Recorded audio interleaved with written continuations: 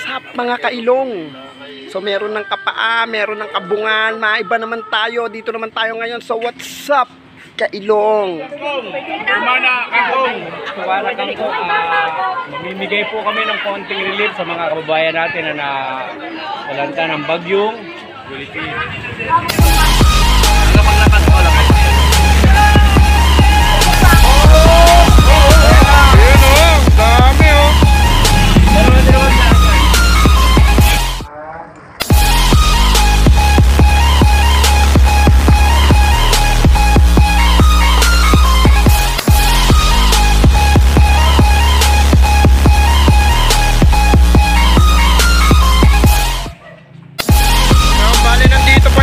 Ibang mga parating na relief good galing sa mga tropa natin dyan. Salamat sa mga tumulong sa amin. Bale nagbigay ng mga damit, mga bigas, tubig. Bale iniipon na po namin dito, sama-sama yan dito. Bale marami pa naka-imbak doon sa kabilang bodega. Sa mga ibang tropa rin na nagbigay, maraming salamat po sa inyo. Yo, so isang mabilisang shoutout nga pala sa mga sumuporta dito sa proyektong to. Bali, onting-onti na lang, diretso na tayo dun sa venue na pupuntahan natin para sa mga nasalanta ng bagyo. So maraming salamat nga pala sa J&D Motor Shop. So ito, may padamit pa sila oh. At sa MRC Riders Club, Manggahan Riders Club, maraming salamat po sa inyo. Sa mga customer ng J&D Motors na nagbigay ng mga relief, yung ibang itutulong doon para sa mga nasalanta ng bagyo, maraming salamat po sa inyo. Hindi ko na ho kayo iisa-isahin. Bali, alam nyo na yung kung sino kayo. Maraming salamat po sa inyo. Yan, so bali, nagdadatingan na yung mga kasama natin dito na tumulong para ma-organize tong pagbibigay ng mga relief dito. So ito yung mga ibibigay namin. Naka-impake na siya, naka-ready na. Kasi ito yung mga ibang kasama natin oh. Yan, makasama natin yan. Itong may anak lang ka, no? Yung ampo ng may-ari ng bigwas. So, bali, nandito na yung ibang kasama natin, mga MRC Riders Club. Maraming salamat sa inyo. Ito yung mga MRC Riders Club, Manggahan Riders Club. So, kaisa natin sila sa pagtulong doon sa mga nasalanta ng bagyo. Yan, so, unti-unti na kami nakakompleto. Maya-maya, proceed na kami dun sa area na pupuntahan namin para magbigay ng mga relief. At syempre, big shout out nga pala sa mga kapwa ko volunteers dito sa Manggahan Phase 2 C2 C3 ng Manggahan Pasig City. Maraming salamat.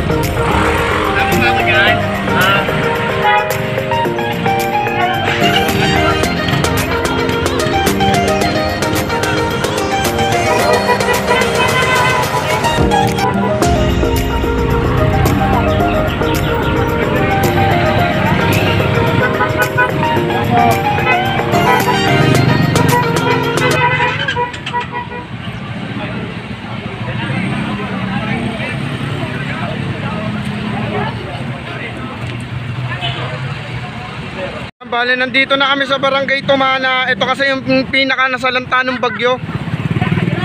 So, andito may stopover muna kami. Mag-usap-usap kami kung paano yung pagbibigay ng rasyon. Sa unahan, marami na ring nauna na nagbibigay. Hindi lang kami yung nagbigay ng relief dito. Marami pang iba galing sa iba't ibang lugar. Grabe yung nangyari dito. Biruin mo, hanggang ngayon marami pa ring tambak na basura sa inabot ng bagyong Ulysses. So ayan, makikita nyo yung barangay Tumana dito sa may Kangkong Street. So ayan, tambak pa rin yung mga basura dito.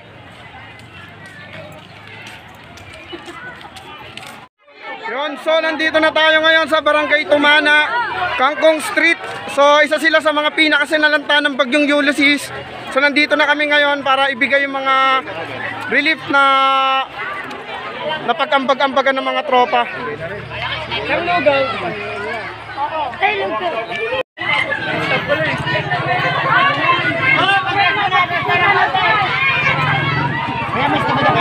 Wala. Makikita po ninyo, bali sa maliit na bagay na ibinigay namin sa kanila, makikita nyo na napakasaya nila. So sa lahat ng mga volunteers po na tumulong sa amin, sumuporta sa proyektong to, maraming salamat po sa inyo. Especially sa J&D Motor Shop at MRC Riders Club, maraming salamat po sa inyo uli. So makikita nyo dito, lahat ng tao na nandito ngayon sa barangay Tumana, Kangkong Street, isang linggo na mahigit yung bagyong Ulysses na nanalasa dito sa lugar na to. Makikita nyo pa rin yung mga basura, yung mga kalat na nandito ngayon sa lugar na to. So ayan, namimigay tayo ng relief ng mga pagkain na pwede nila ngayon, na makakain nila ngayon. So ayan po, yun lang po muna sa ngayon. Bali, tulong po muna tayo sa pag-aasikaso ng mga nasalanta ng bagyo.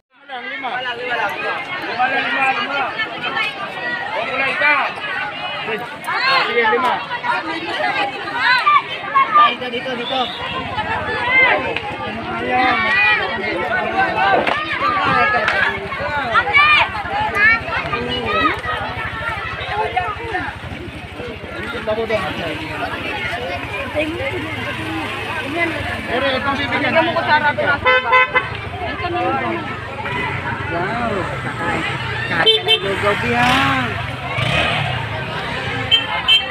Yan, bali meron tayong palugaw kahit papano. Video lang oh. Video lang yan kaya? Kaya video lang yan?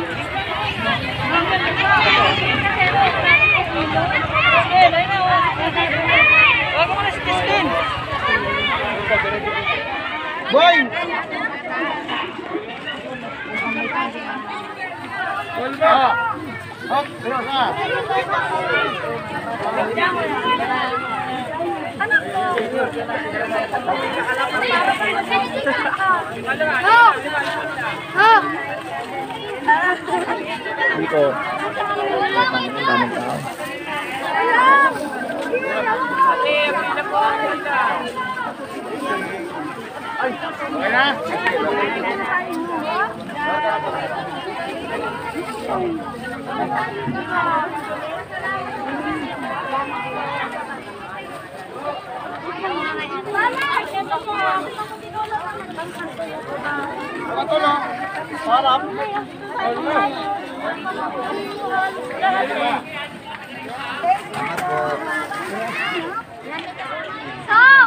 Yan, so grabe talaga yung inabot nila dito.